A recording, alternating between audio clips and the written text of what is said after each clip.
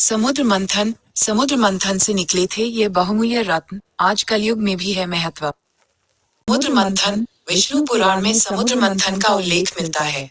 समुद्र मंथन से अमृत समेत कई बहुमूल्य रत्न निकले थे, जिनका हिंदू धर्म और आज कलयुग के समय में भी विशेष महत्व है। पंचांग के अनुसार हर साल कार्तिक महीने की कृष्ण पक्ष त्रयोदशी के दिन धन्वंतरी त्रयोदशी मनाई जाती है। मान्यता के अनुसार इसी दिन समुद्र मंथन से भगवान धन्वंतरी प्रकट हुए थे। इसलिए इस दिन भगवान धन्वंतरी की विशेष पूजा की जाती है। समुद्र मंथन से धन्वंतरी के साथ अन्य रत्न भी निकले थे।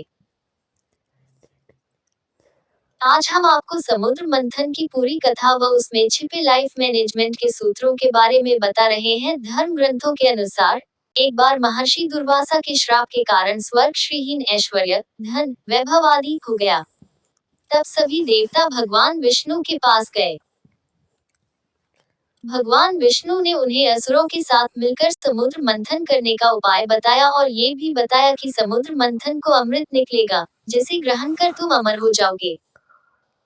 यह बात जब देवताओं ने असुरों के राजा बलि को बताई तो वे भी समुद्र मंथन के लिए तैयार हो गए। वासुकी नाग की नेति बनाई गई और मंदराचल पर्वत की सहायता से समुद्र को मथा गया।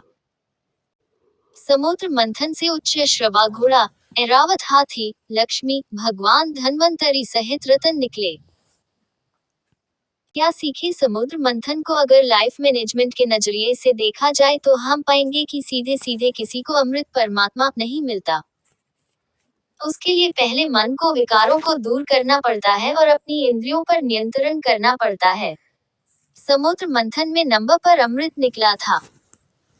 इस अंक का अर्थ है ये है कर्मेंद्रियां, जनेंद्रियां तथा अन्य है मन, बुद्धि, चित्त और अहंकार।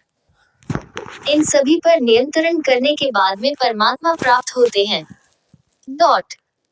कालकूट विष समुद्र मंथन में से सबसे पहले कालकूट विष निकला, जिसे भगवान शिव ने ग्रहण कर लिया। इससे तात्पर्य है कि अमृत परमात्मा हर इंसान के मन में स्थित है। अगर हमें अमृत की इच्छा है तो सबसे पहले हमें अपने मन को मथना पड़ेगा। जब हम अपने मन को मथेंगे तो सबसे पहले बुरे विचार ही बाहर निकलेंगे। यही बुरे विचार विष है। हमें इन बुरे विचारों को परमात्मा को समर्पित कर देना चाहिए और इनसे मुक्त हो जाना चाहिए।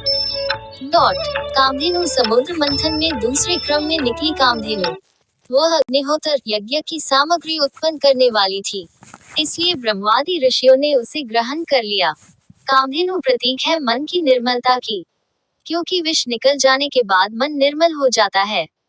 ऐसी स्थिति में ईश्वर तक पहुंचना और भी आसान हो जाता है।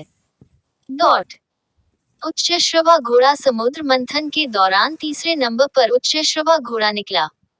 इसका रंग सफेद था। इसे असुरों के राजा बलि ने अपने पास रख लिया। लाइफ मैनेजमेंट की दृष्टि से देखें तो उच्चश्रवा घोड़ा मन की गति का प्रतीक है। मन की गति ही सबसे अधिक मानी गई है। यदि आपको अमृत परमात्मा चाहिए तो अपने मन की गति पर विराम लगाना होगा, तभी परमात्मा से मिलन संभव है। ऐरावत हाथी समुद्र मंथन में चौथे नंबर पर ऐरावत हाथी निकला। उसके 4 बड़े बड़े दांत थे। उनकी चमक कैलाश पर्वत से भी अधिक थी। ऐरावत हाथी को देवराज इंद्र ने रख लिया। ऐरावत हाथी प्रतीक है बुद्धि का और उसके 4 दांत लोभ, मोह, वासना और क्रोध का। चमकदार, शुद्ध व निर्मल बुद्धि से ही हमें इन विकारों पर काबू रख सकते हैं। कौस्तुभ मणि समुद्र मंथन में 5वें क्रम पर निकली कौस्तुभ मणि, जिसे भगवान विष्णु ने अपने हृदय पर धारण कर लिया। कौस्तुभ मणि प्रतीक है भक्ति का। जब आपके मन से सारे विकार निकल जाएंगे, तब भक्ति ही शेष रह जाएगी। यही भक्ति ही भगवान ग्रहण करेंगे।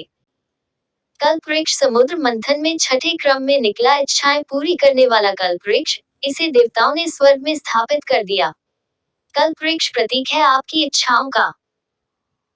कल्पवृक्ष से जुड़ा लाइफ मैनेजमेंट सूत्र है कि अगर आप अमृत परमात्मा प्राप्ति के लिए प्रयास कर रहे हैं तो अपनी सभी इच्छाओं का त्याग कर दें। मन में इच्छाएं होंगी तो परमात्मा की प्राप्ति संभव नहीं है। रंभा अप्सरा समुद्र मंथन में 7वें क्रम में रंभा नामक अप्सरा निकली। वह सुंदर वस्त्र व आभूषण पहने हुई थी। उसकी चाल मन को लुभाने वाली थी। ये भी देवताओं के पास चली गई। अप्सरा प्रतीक है मन में छिपी वासना का। जब आप किसी विशेष उद्देश्य में लगे होते हैं तब वासना आपका मन विचलित करने का प्रयास करती है। उस स्थिति में मन पर नियंत्रण होना बहुत जरूरी है। देवी लक्ष्मी समुद्र मंथन में 8वें स्थान पर निकली। देवी लक्ष्मी, असुर, देवता, ऋषि आदि सभी चाहते थे कि लक्ष्मी उन्हें मिल जाएं, लेकिन लक्ष्मी ने भगवान विष्णु का वरण कर लिया। लाइफ मैनेजमेंट के नजरिए से लक्ष्मी प्रतीक है धन, वैभव, ऐश्वर्य व अन्य सांसारिक सुखों का। जब हम अमृत परमात्मा प्राप्त करना चाहते हैं तो सांसारिक सुख भी हमें अपनी ओर खींचते हैं, लेकिन हमें उस ओर ध्यान न देकर केवल ईश्वर भक्ति में ही ध्यान लगाना चाहिए। वारुणी देवी समुद्र मंथन से 9वें क्रम में निकली। वारुणी देवी, भगवान की अनुमति से इसे दैत्यों ने ले लिया। वारुणी का अर्थ है मदिरा यानी नशा। यह भी एक बुराई है। नशा कैसा भी हो शरीर और समाज के लिए बुरा ही होता है। परमात्मा को पाना है तो सबसे पहले नशा छोड़ना होगा, तभी परमात्मा से साक्षात्कार संभव है। चंद्रमा समुद्र मंथन में 10वें क्रम में निकले। चंद्रमा, चंद्रमा को भगवान शिव ने अपने मस्तक पर धारण कर लिया। चंद्रमा प्रतीक है शीतलता का। जब आपका मन बुरे विचार, लालच, वासना, नशा आदि से मुक्त हो जाएगा, उस समय वह चंद्रमा की तरह शीतल हो जाएगा। परमात्मा को पाने के लिए ऐसा ही मन चाहिए। ऐसे मन वाले भक्त को ही अमृत परमात्मा प्राप्त होता है। पारिजात वृक्ष। इसके बाद समुद्र मंथन से पारिजात वृक्ष निकला। इस वृक्ष की विशेषता थी कि इसे छूने से थकान मिट जाती थी। यह भी देवताओं के हिस्से में गया। लाइफ मैनेजमेंट की दृष्टि से देखा जाए तो समुद्र मंथन से पारिजात वृक्ष के निकलने का अर्थ सफलता प्राप्त होने से पहले मिलने वाली शांति है। जब आप अमृत परमात्मा के इतने निकट पहुंच जाते हैं तो आपकी थकान स्वयं ही दूर हो जाती है और मन में शांति का एहसास होता है। पांचजन्य शंख। समुद्र मंथन से 12वें क्रम में पांचजन्य शंख निकला। इसे भगवान विष्णु ने ले लिया। शंख को विजय का प्रतीक माना गया है, साथ ही इसकी ध्वनि भी बहुत ही शुभ मानी गई है। जब आप अमृत परमात्मा से एक कदम दूर होते हैं तो मन का खालीपन ईश्वरीय नाद यानी स्वर से भर जाता है। इसी स्थिति में आपको ईश्वर का साक्षात्कार होता है। वह भगवान धन्वंतरी व अमृत कलश। समुद्र मंथन से सबसे अंत में भगवान धन्वंतरी अपने हाथों में अमृत कलश लेकर निकले। भगवान धन्वंतरी प्रतीक है निरोगी तन व निर्मल मन के। जब आपका तन निरोगी और मन निर्मल होगा तभी इसके भीतर आपको परमात्मा की प्राप्ति होगी। समुद्र मंथन में नंबर पर अमृत निकला। इस अंक का अर्थ है ये है कर्मेंद्रियां, जन्नेंद्रियां तथा अन्य है मन, बुद्धि, चित्त और अहंकार। इन सभी पर नियंत्रण करने के बाद में परमात्मा प्राप्त होते हैं।